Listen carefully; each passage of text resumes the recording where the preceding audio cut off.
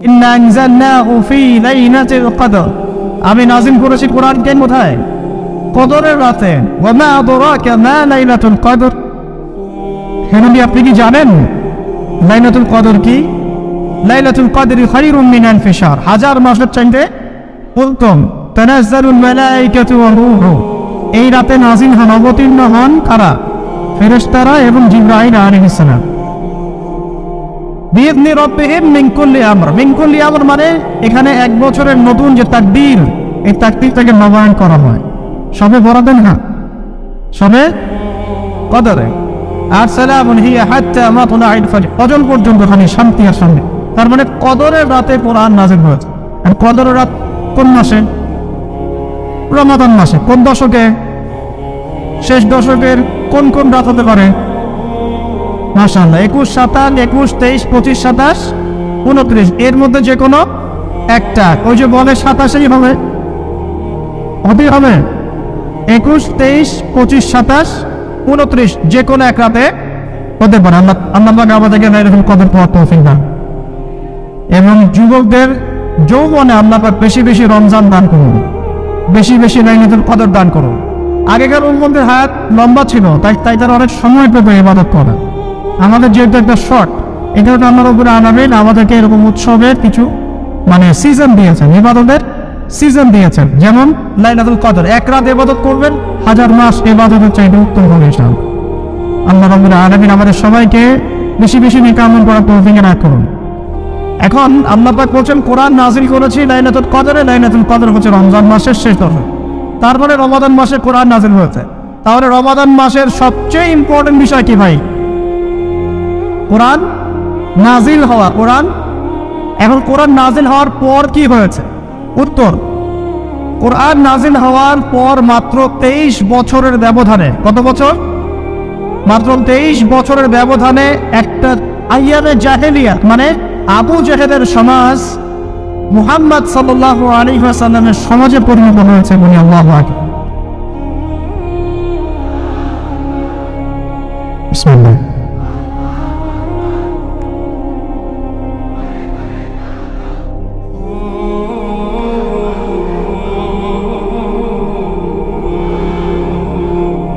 ঠিক আছে, শুকরিয়া।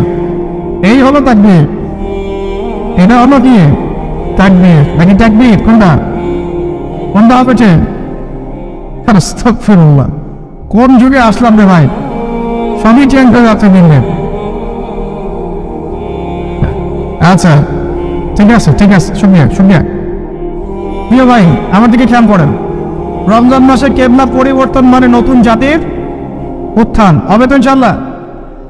রমজান মাসে কোরআন নাযিল হওয়া, কোরআন নাযিলের মূল উদ্দেশ্য ছিল আবু জেহেলের সমাজটাকে পরিবর্তন করে মুহাম্মাদের সমাজে পরিণত করা সাল্লাল্লাহু আলাইহি ওয়াসাল্লাম। হয়েছে কি না? 23 বছরে হয়েছে না? আবু জেহেলের সমাজ মানে কি? যে সমাজে শিরকে ভর্তি ছিল, কি ছিল? এখন নাই? মুসলিম অমুসলিম উভয় সমাজে শিরক নাই? বহু মুসলিম কবর পূজা করে কিনা, মাজার পূজা করে কিনা? আছে না এগুলো? আপনাদের এলাকায় আছে কিনা আমি জানি না। আমি বহু জায়গায় ঘুরে আসছি বাংলাদেশে, বাপরে বাপ। এবং কোনো কোনো জায়গায় তারা এত বেশি শক্তিশালী বলতে গেলে কন্যাকারে বেলা হয়ে যাবে, মাথা খারাপ।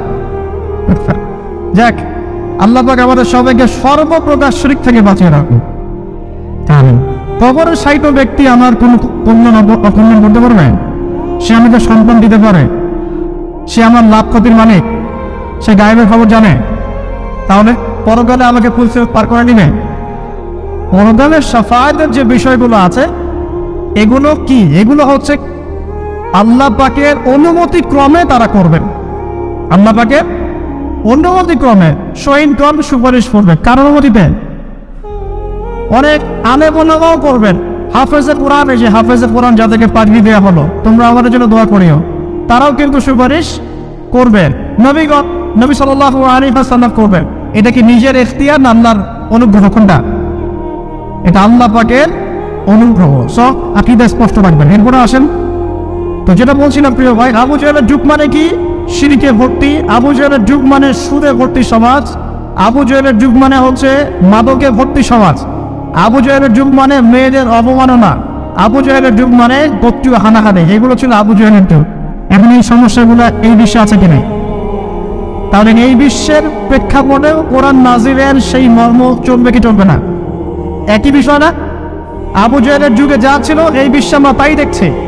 আবু জাহেলের যুগে লাইলাতুল কদরে কোরআন নাজিল হয়েছে রমজান মাসে, তার মানে এখনো সেই একই হক আদায় করতে হবে কোরআনকে কেন্দ্র করে, কথা ঠিক কিনা? তাহলে এখন প্রশ্ন হচ্ছে কিভাবে করব? কিভাবে আমরা এখনকার জাহেলিয়াতগুলো দূর করে মুহাম্মাদের সমাজ প্রতিষ্ঠা করব? এটা ইম্পর্টেন্ট কিনা? রমজানের সবচেয়ে ইম্পর্টেন্ট বিষয় হচ্ছে কোরআন নাজিল হওয়া। আর কোন কোরআন? যেই কোরআন শুধু তেলাওয়াত করা হয় নাই, যেই কোরআন দিয়ে সমাজ পরিবর্তন করা হয়েছে। আল্লাহ পাক বুঝার তৌফিক দান করুন। আমরা কি চাই কোরআন দিয়ে সমাজ পরিবর্তন হোক? চাই কি? 6টা কাজ করতে হবে, রাজি আছি? 6টা কাজ করতে হবে, রাজি আছি? যদি কাজ না করতে পারেন তাহলে অহেন্দ্র খালি ঠিক বেঠিক বলে লাভ নাই। রাজি আছেন কিনা? 1 নাম্বার, প্রত্যেককেই আল কোরআন তেলাওয়াত করা শিখতেই হবে। রাজি আছেন? এমন একজন সাহাবী আপনি দেখাতে পারবেন না যিনি কোরআন তেলাওয়াত করতে জানতেন না। একজন সাহাবী দেখান আমাকে তিনি কোরআন তেলাওয়াত করতে পারতেন না, পারবেন? তার মানে শুধু কোরআনের আলো ঘরে ঘরে জানো এই স্লোগান দিয়ে সমাজ পরিবর্তন হয় নাই। কোরআনের হক আদায় করেছেন, বিধায় হয়েছে। আমরা কি রাজি আছি কোরআন তেলাওয়াত করা শিখবো ইনশাআল্লাহ?